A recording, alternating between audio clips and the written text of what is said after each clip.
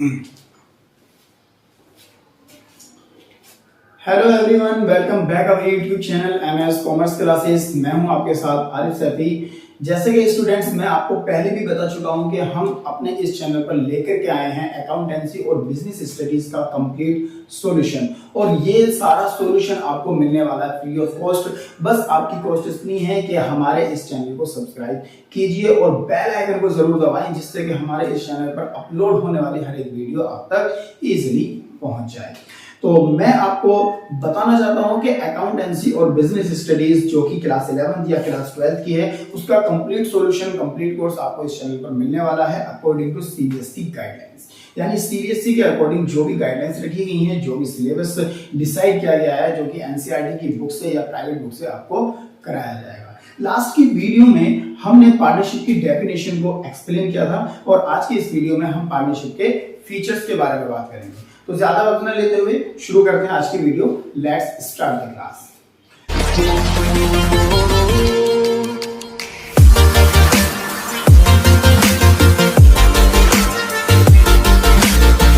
तो आज की इस वीडियो में हम बात करने वाले हैं फीचर्स, और ये फीचर्स किस चीज के हैं? ये फीचर्स हैं पार्टनरशिप के। तो features of partnership.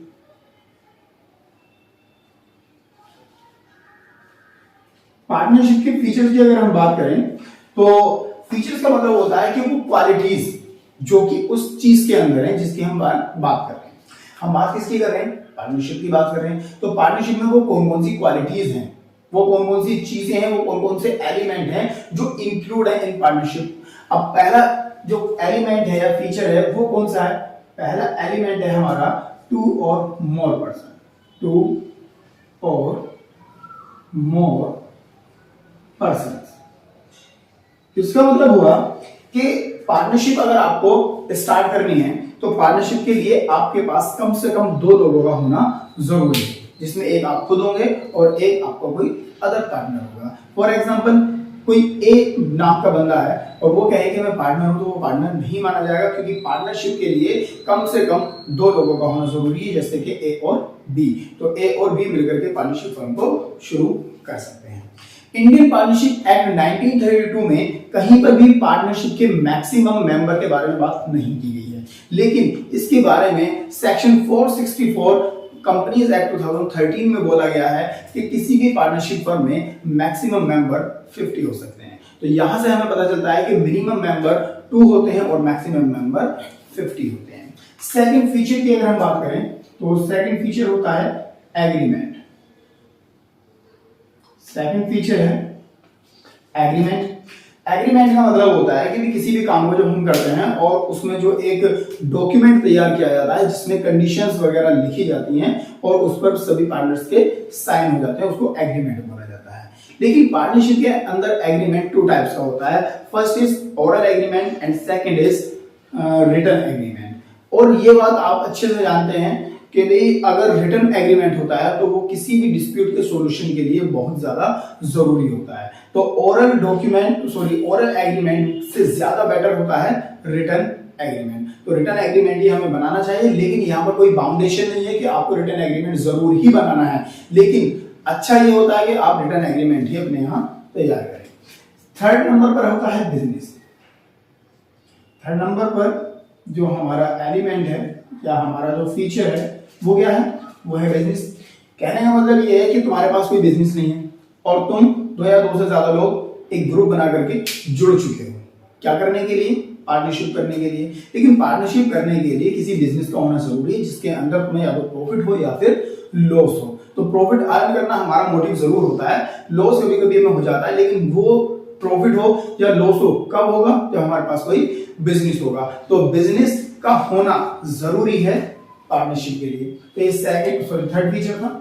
Fourth feature की अगर हम बात करते हैं तो फोर्थ फीचर होता है प्रॉफिट मोटिव।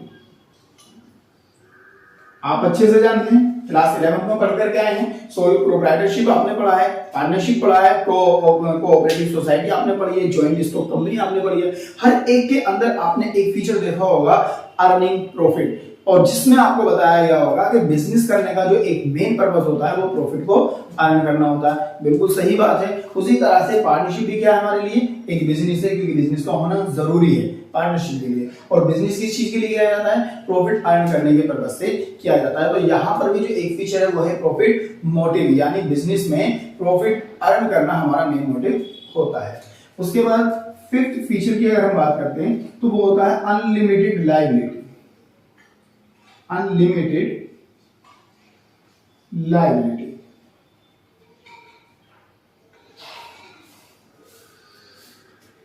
यहां पर पार्टनर्स की जो लायबिलिटी होती है वो अनलिमिटेड होती है। अनलिमिटेड लायबिलिटी का मतलब क्या होता है, फॉर एग्जांपल अगर पार्टनर्स ने ए बी सी 3 पार्टनर हैं और उन्होंने पार्टनरशिप के अंदर कुछ कैपिटल इन्वेस्ट किए, सपोज दैट सबने 10,000 और 10,000 की अमाउंट इन्वेस्ट की हुई है as a capital in partnership firm. तो और एट द एंड किसी भी ईयर के एट द एंड में उन्हें लॉस हो जाता है और हर एक पार्टनर के हिस्से में जो लॉस आता है वो आता है 15,000 ईच, यानी सबको 15,000 रुपए का लॉस में शेयर देना पड़ेगा, लेकिन उनकी कैपिटल तो 10,000 है। तो ऐसी कंडीशन में हर एक पार्टनर को 5,000 रुपीज अपनी प्राइवेट एसेट से, पर्सनल एसेट से लेकर के आने होंगे। इसी चीज को बोला जाता है अनलिमिटेड लायबिलिटी। तो दोस्तों ये थे हमारे 5 फीचर्स अगर हम और बनाना चाहें तो और भी निकल सकते हैं, अलग अलग बुक्स में अलग अलग फीचर्स दिए गए हैं। तो नॉर्मली अगर आपके एग्जाम में कोई क्वेश्चन इस तरह का पूछ लिया जाता है, क्योंकि थ्योरी तो आपकी बहुत कम आने वाली है, फिर भी अगर पूछा जाता है तो आप ये 5 फीचर्स मेंशन करके आ सकते हैं। लेकिन ये फीचर्स याद रखना इसलिए भी जरूरी है क्योंकि आपके एमसीक्यू क्वेश्चन में कोई भी फीचर्स आपसे पूछा जा सकता है। तो अगर आपको ये वीडियो अच्छी लगी हो और हमारा पढ़ाया हुआ कंसेप्ट अगर आपको क्लियर हुआ हो, समझ में आया हो, तो हमारी इस वीडियो को लाइक कीजिए और इस वीडियो को अपने दोस्तों तक शेयर कीजिए, चैनल को सब्सक्राइब कीजिए और हमारे साथ बने रहिए। Thank you very much. Thank you for watching this video.